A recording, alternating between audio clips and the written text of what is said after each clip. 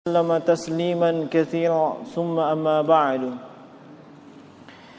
معاشر المسلمين jamaah salatul maghrib rahimani wa rahimakumullah. Pertama-tama mari kita memuji Allah Subhanahu wa taala atas segala nikmat dan keutamaan dan juga karunia yang senantiasa dilimpahkan kepada kita semua sampai dengan detik ini. Dan dengan nikmat dan karunia Allah Subhanahu wa taala kita dapat melaksanakan berbagai ibadah, berbagai penghambaan diri kita kepadanya, baik yang wajib ataupun yang sunnah. Dan juga dengan nikmat dan karunia-Nya pula kita dapat menjalani hidup dan kehidupan kita di permukaan bumi ini. Naam, dan dengan nikmat dan karunia-Nya pula, alhamdulillah binikmatihi tatimmus shalihat, sempurna amalan-amalan soleh yang kita lakukan atau yang kita kerjakan. Salam dan salawat kepada baginda Rasulullah Muhammad sallallahu alaihi wa ala alihi wasallam, suri tauladan kita, teladan dan qudwah kita semua, yang Allah Subhanahu wa taala telah menjadikan beliau sallallahu alaihi wasallam sebagai uswatun hasanah, sebagaimana firman-Nya, laqad kana lakum fi rasulillahi uswatun hasanah. Sungguh telah ada pada diri Rasulullah sallallahu alaihi wasallam itu teladan yang baik, yang bermakna umum. Kita meneladani Nabi sallallahu alaihi wasallam dalam seluruh lini kehidupan kita. Dan sebagaimana biasanya di malam ini, malam Jumat, kembali kita melanjutkan kajian dalam tafsir Juz Amma, yang alhamdulillah kita masih di surah Al-Mutaffifin. Dan kalau tidak salah di kesempatan pekan sebelumnya atau pertemuan yang lalu itu sudah sampai di ayat yang ke-22. Naam, di mana di ayat yang ke-22 ini Allah Subhanahu wa taala menegaskan, mentakkid bahwasanya mereka yang al-abrar, Allah Subhanahu wa taala berfirman, innal abrara lafi na'im.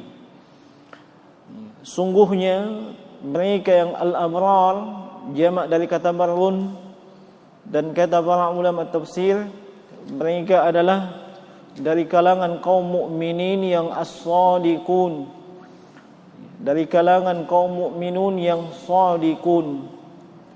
Mereka adalah hamba-hamba Allah Subhanahu wa taala yang beriman kepada Allah dan jujur dalam keimanannya, dan juga mereka meyakini dan mempercayai adanya yaumul hisab, adanya yaumul jaza, dan meyakini akan adanya pembalasan dari setiap amalan dan perbuatan baik ataupun buruknya itu di kehidupan yang selanjutnya. Allah menetapkan mereka dengan lafi na'im. Nah, bahwa sungguh mereka itu berada di dalam kenikmatan. Dan an-na'im, kata Syekh Muhammad Ibn Salih Al-Utsaimin rahimahullahu taala, kata beliau, wan na'im huna yashmilu na'imul badan wa na'imul qalb. Nikmat yang disebutkan di sini, yang tentunya an-na'im adalah syurga, itu mencakup nikmat fisik dan nikmat hati.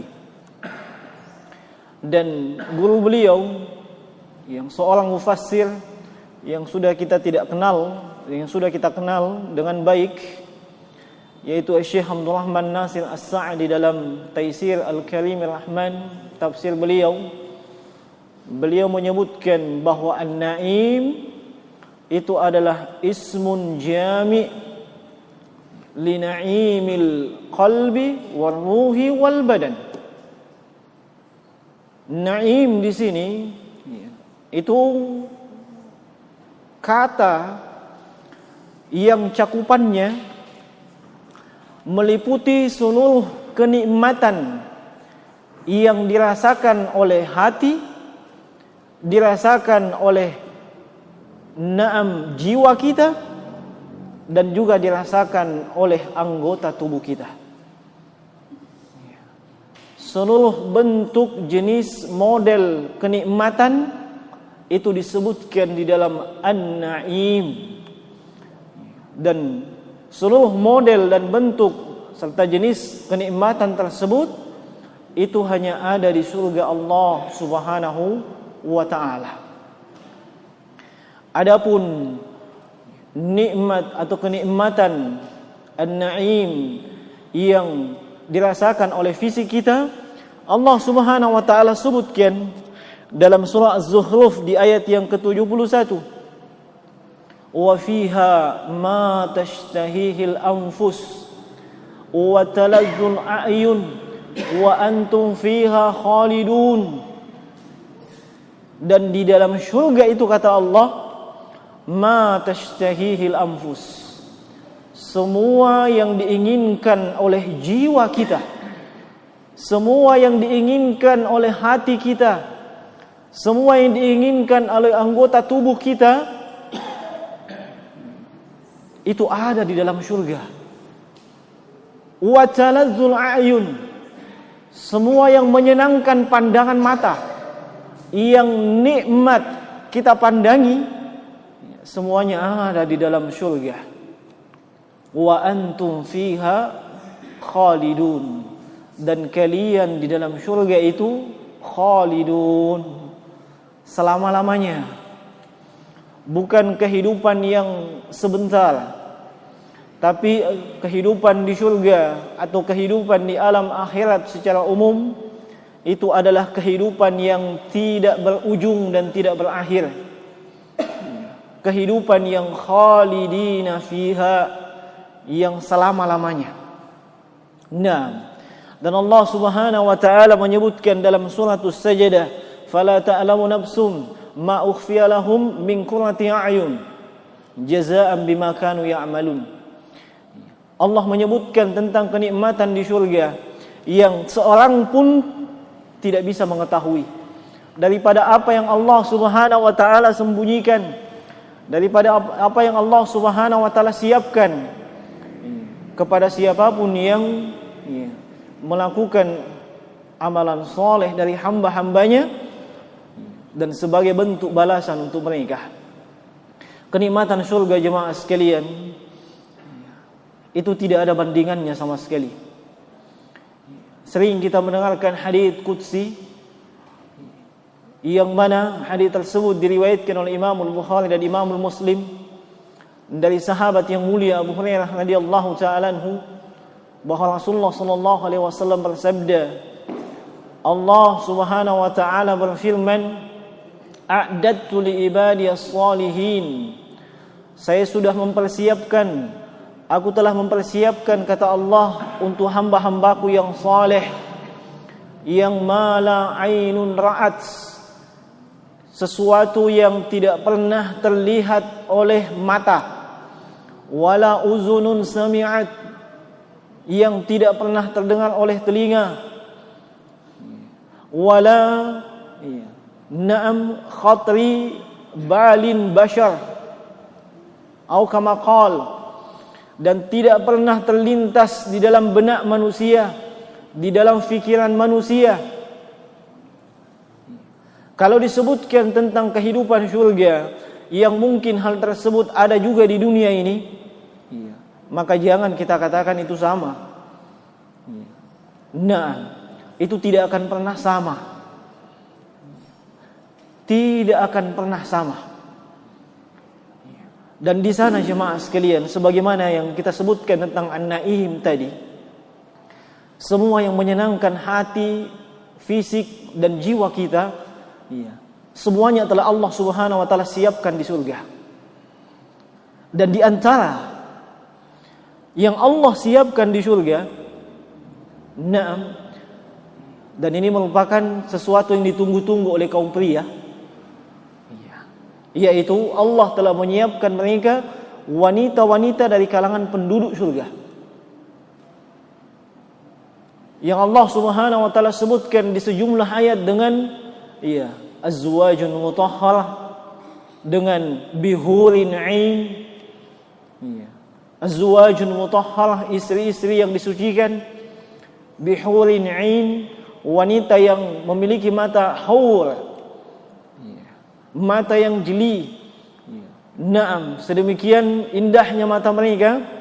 Sebahagian ahli tafsir dari kalangan at-tabi'in, mereka menggambarkan bahwa putihnya mata mereka itu sangat putih, dan mata mereka yang hitam sangatlah hitam, yang senantiasa menyenangkan pandangan suami-suami mereka. Yang mereka ini jemaah sekalian tidak pernah tersentuh sedikit pun oleh yang namanya manusia dan jin. Dan bidadari tersebut tidak pernah memandang kepada selain suaminya. Tidak pernah memandang kepada selain suaminya. Allah sebutkan dalam surah Ar-Rahman. Allah Subhanahu wa taala berfirman, "Fihinna qasiratut tarfi lam yatamishunna insun qablahum wala jan. Fabi ayyi ala'i rabbikuma tukadziban? Ka'annahunna al-yaqutu wal marjan. Fabi ayyi ala'i rabbikuma tukadziban?" Fihinna qasiratut tarf. Di surga itu para bidadari, pandangan mata mereka itu hanya kepada suaminya. Dan sepakat para ulama tafsir, mereka tidak memandang kepada selain suaminya. Nah, dan ini bentuk pemuliaan untuk hamba-hamba Allah dari kalangan laki-laki yang masuk ke dalam surga. Qasiratut tarf, para ulama tafsir menyebutkan mata mereka itu tidak jelalatan, mata mereka tidak liar, sehingga tidak ada istilah bahwa di surga itu para bidadari melihat, wah, di sana ada laki-laki lain yang jauh lebih ganteng. Tidak ada itu. Tidak ada istilah pil, pria idaman lain, sebagaimana ada istilah will, wanita idaman lain. Itu istilah di dunia. Tidak ada. Qasiratut tarf lam yatmithunna insun qablahum wala jan. Mereka tidak pernah tersentuh sedikit pun oleh manusia maupun oleh jin. Dengan kata lain, mereka masih tersegel.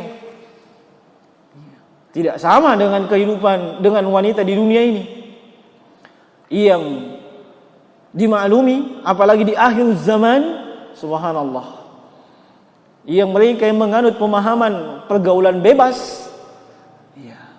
Subhanallah, kadang para laki-laki yang jomblo itu ketika mau menikah bingung dan khawatir jangan sampai calon istrinya tersebut sudah tidak tersegel, sudah terjamah oleh laki-laki lain, dan dia adalah laki-laki yang kesekian kalinya yang menjamah. Tapi bidadari di surga tidak pernah tersentuh sedikit pun. Nah, dan mereka senantiasa perawan setiap saat. Di garis bawah itu, mereka senantiasa perawan setiap saat. Allah sebutkan dalam surah Al-Waqiah, "Faj'alnahunna abqara urban atraba wa ka'san dihaka." Allah menjadikan mereka abkar, bikar, gadis, perawan, yang meskipun si suami berhubungan dengan dia, berapa kali pun dia berhubungan, tetap dia akan seperti itu. Dan di dalam surah An-Naba Allah sebutkan wa kawaiba atraba. Apa itu kawaib? Kawaib itu as-sadi. Mungkin agak vulgar. Apa? Buah dada.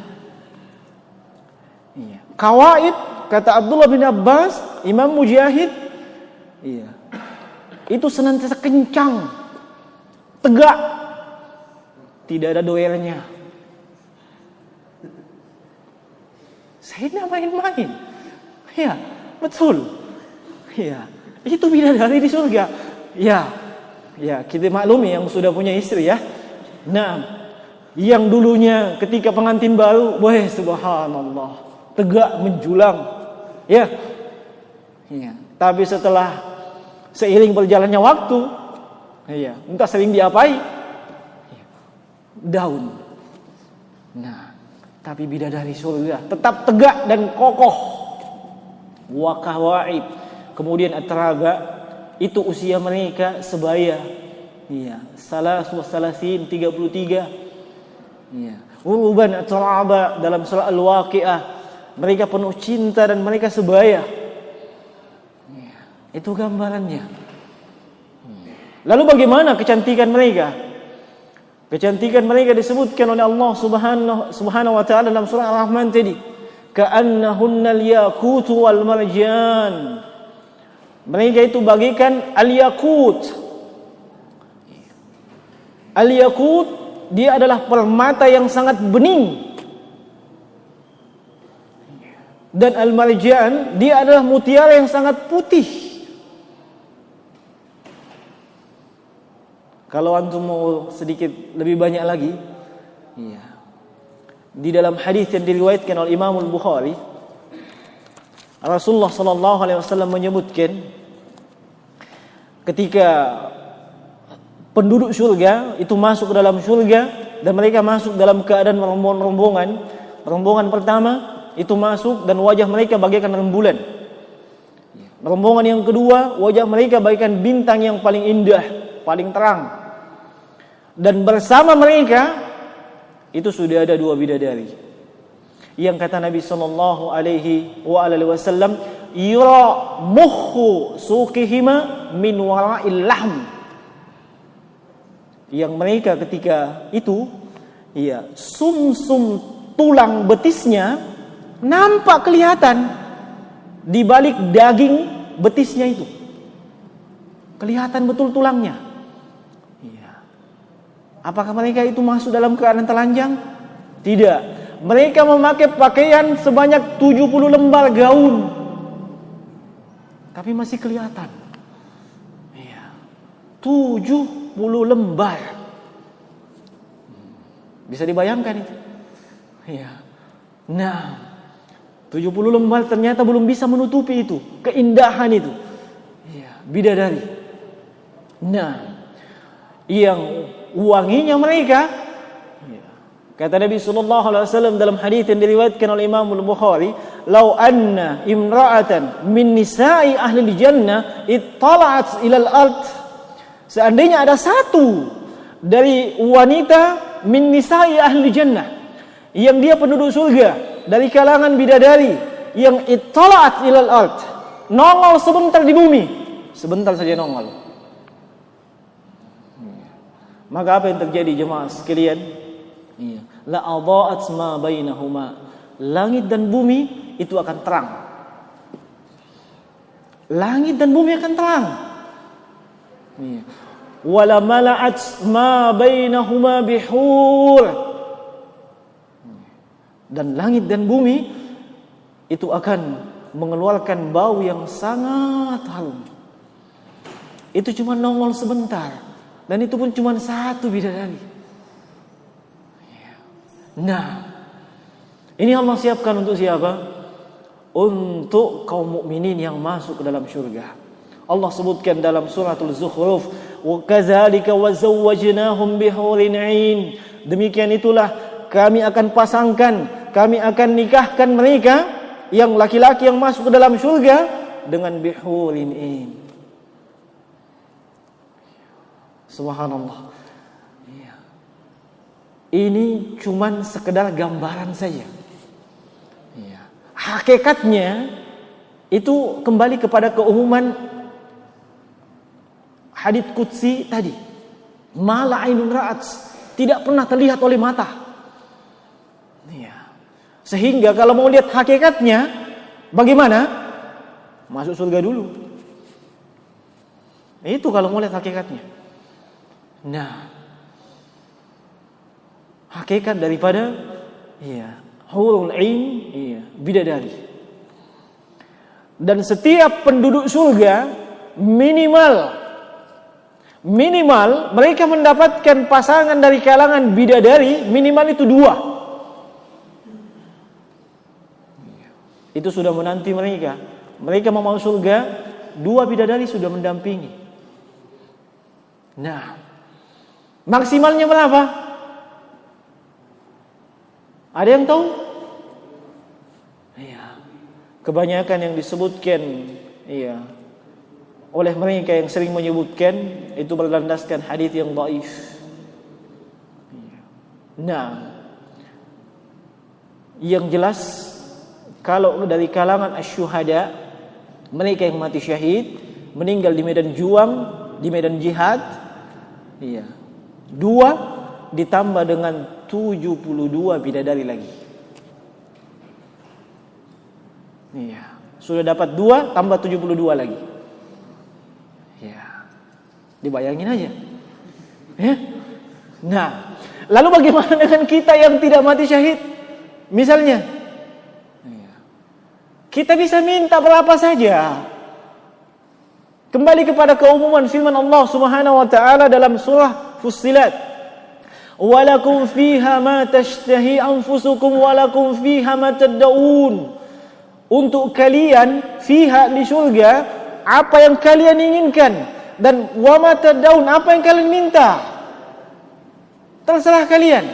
Mau minta berapa silahkan. Tapi di sini muncul pertanyaan, wah kalau 72, 100, bagaimana melayaninya? Jemaah sekalian, tidak usah pikirkan fisik kita.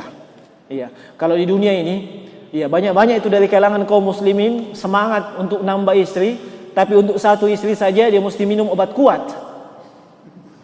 Kan begitu? Untuk 1 istri saja setengah mati dia cari obat kuat. Mau nambah istri, menyiksa istri.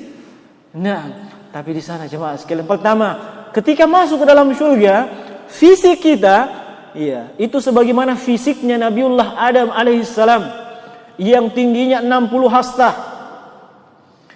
Kemudian kemampuannya untuk berhubungan dengan istrinya, dengan istri, itu sama kata Nabi SAW, bimi'ati rajulin, kemampuan 100 orang laki-laki. Tanpa perlu obat kuat. Sehingga bisa melayani 100 orang bidadari sekaligus. Tenang aja. Tenang aja. Yang perlu kita pikirkan ini bagaimana masuk surga dulu. Itu dulu. Memang ini motivasi, targhib. Wah, indah.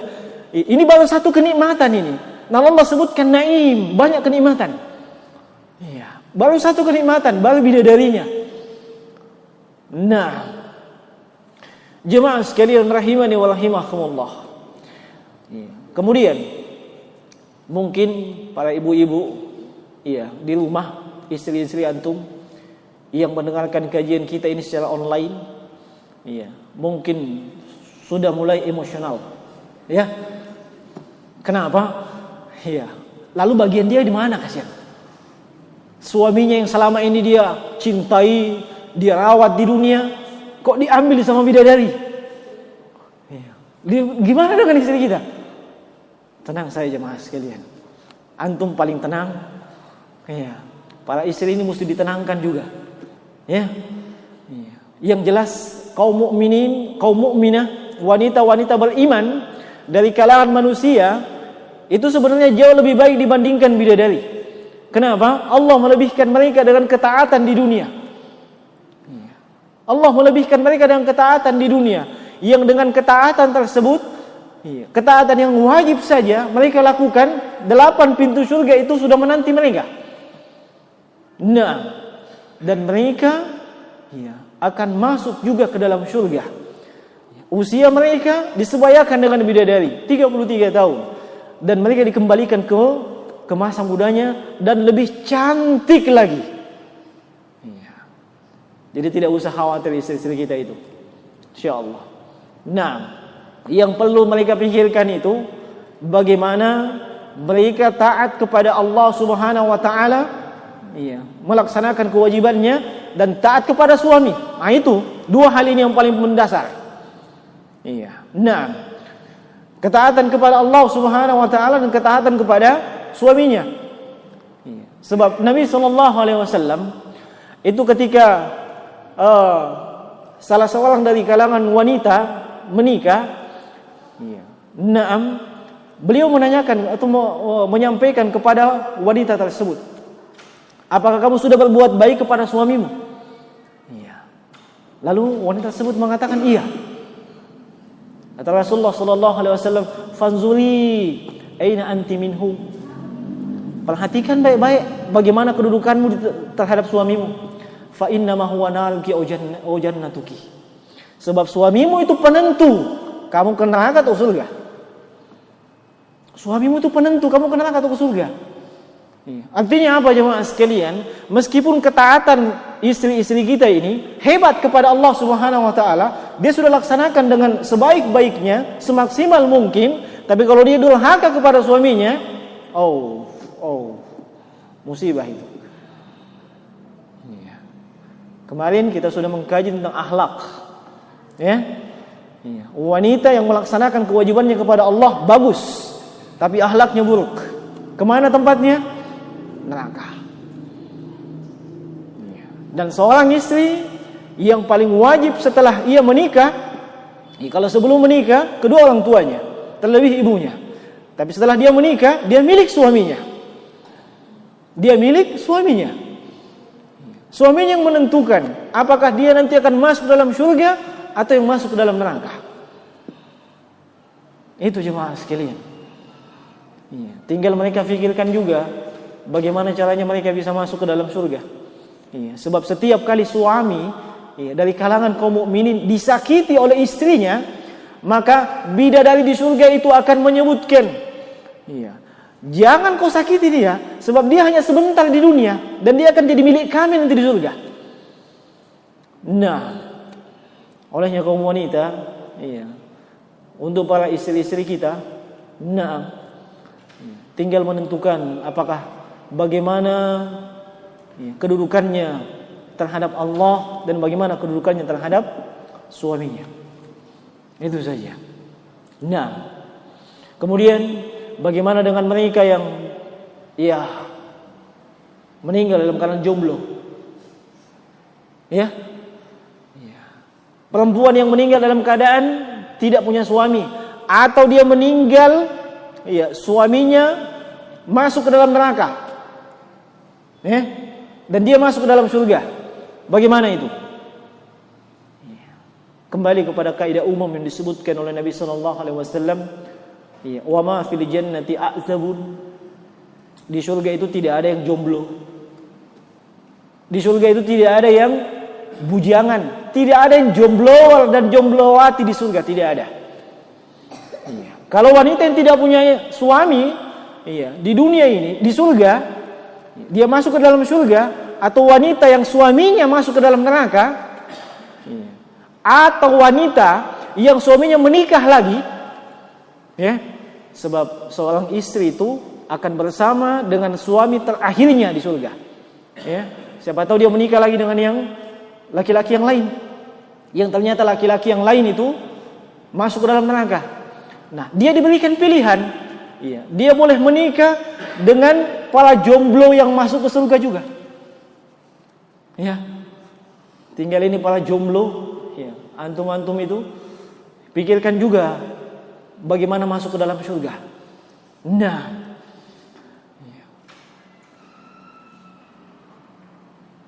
kemudian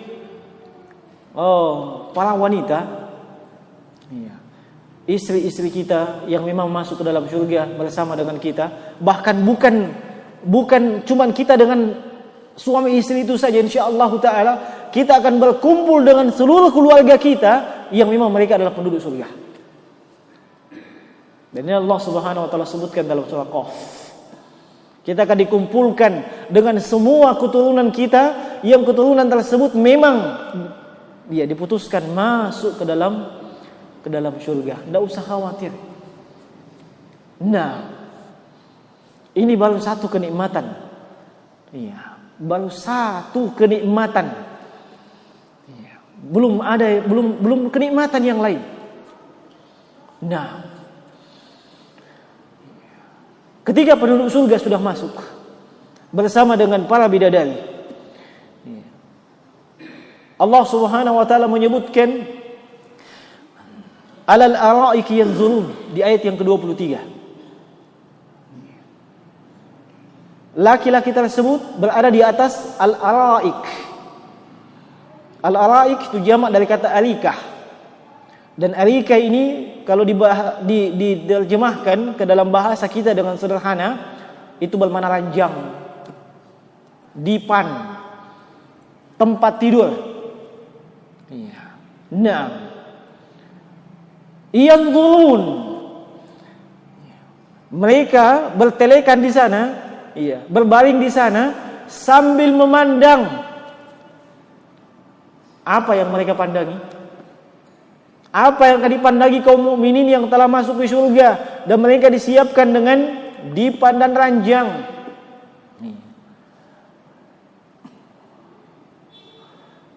Kalau disebutkan tentang ranjang, kasur, sofa, iya, jangan samakan dengan yang ada di dunia. Itu tidak akan pernah sama. Wallahi tidak akan pernah sama.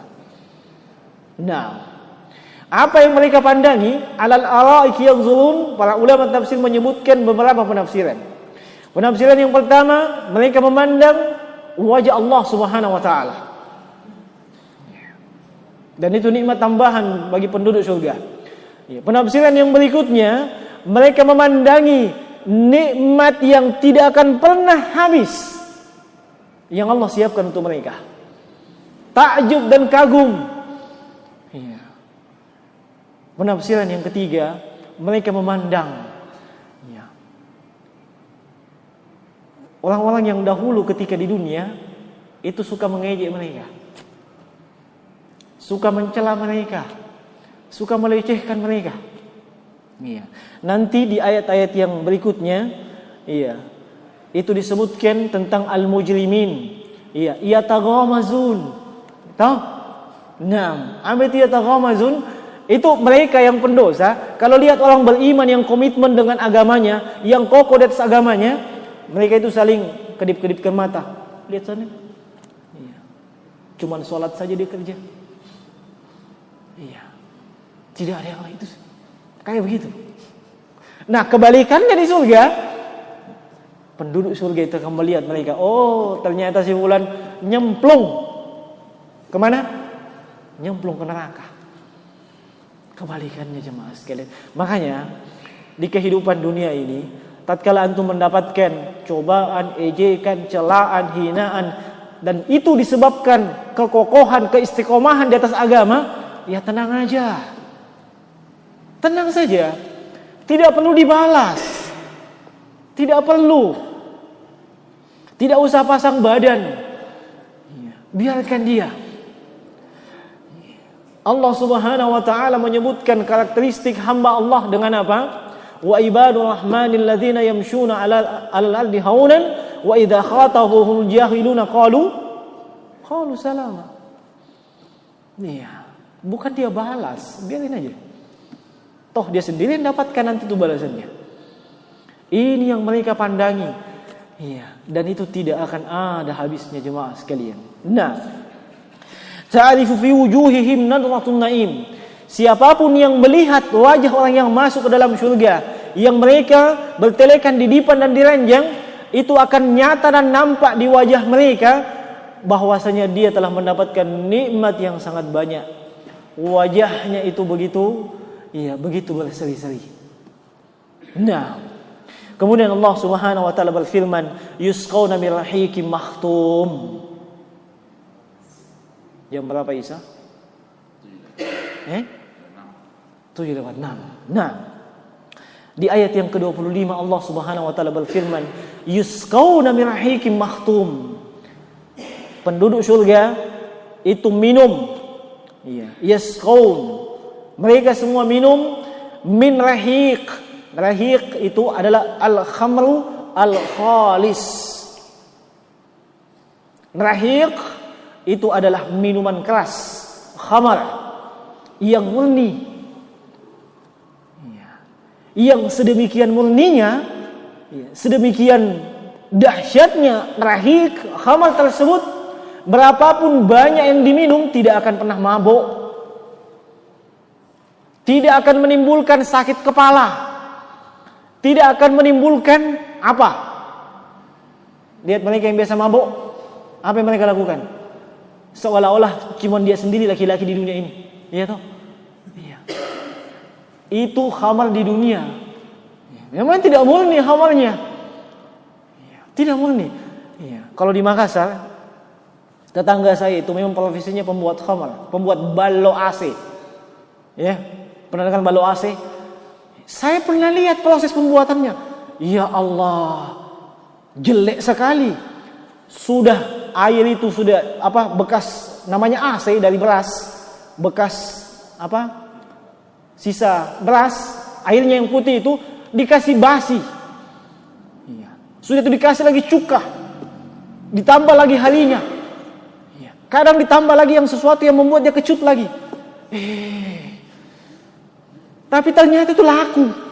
Astagfirullah. Goblok. Pantas itu yang mabuk, begitu modelnya. Sudah sakit kepalanya, linglung, tidak bisa berjalan dengan normal. Kenapa? Memang begitu modelnya. Tapi rahiq di surga, berapapun yang antum minum tidak akan pernah mabuk. Tenang saja. Iya. Tidak akan pernah mabuk. Dan rahiq tersebut mahtum, masih dalam keadaan tersegel. Belum pernah ada yang membuka itu. Jadi antum di surga mau minum apa saja yang antum inginkan diberi. Dan biasanya itu masih bersegel. Antum yang pertama kali buka segelnya.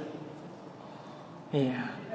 Nah, yusqawna min rahiqin makhtum. Iya. Tayyib.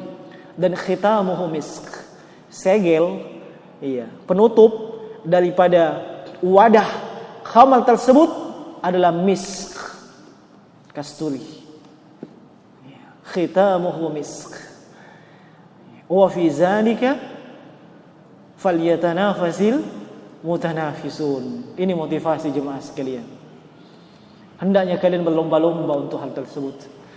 Kita sudah diberikan targhib, gambaran bagaimana nikmat surga, maka hendaknya kita berlomba-lomba untuk mendapatkan itu.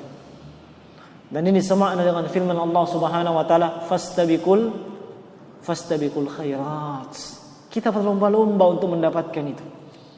Nah, dan jangan kita pernah kendor ketika kita berlomba untuk meraih surga. Seharusnya itulah yang paling kita semangat di dalam mengejar, dan bukan hal-hal yang sifatnya fana di dunia ini. Nah, baik, kita dibatasi oleh waktu. Mungkin sampai di sini ada pertanyaan, silahkan.